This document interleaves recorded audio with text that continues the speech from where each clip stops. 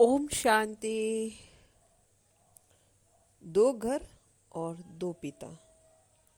हम सब बच्चों के दो घर हैं और दो पिता हैं, पर एक घर याद रहता है और एक पिता ही हमें याद रहता है, क्योंकि हमें जो दिखाई देता है वही हम सत्य मानते हैं।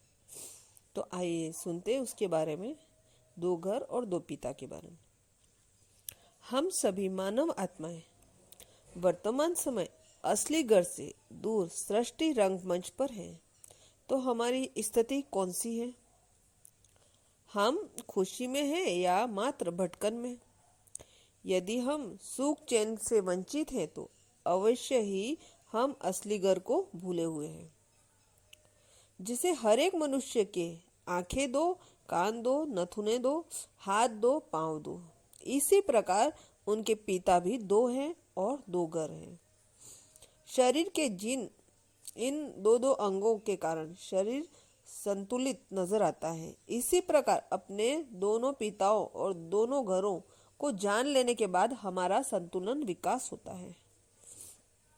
शाश्वत और परिवर्तनशील हमारे दो पिताओं में से एक पिता है इन नेत्रों से दिखने वाला, परंतु हर जन्म में बदल जाने वाला।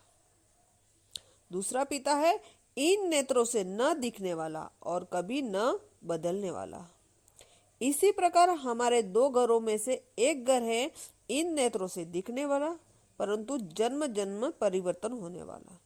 दूसरा घर है इन नेत्रों से न दिखने वाला और काल के किसी भी खंड में न बदलने वाला, अर्थात शाश्वत।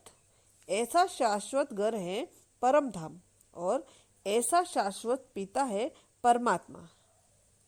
इन दोनों में ही परम शब्द आया है, जिसका एक अर्थ है परे ते परे और दूसरा अर्थ है सर्वोच्च।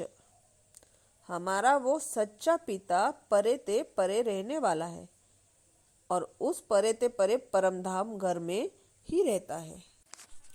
हम सब भी वही के रहवासी हैं, परंतु पाठ बजाने के लिए इस धरती पर आए हैं।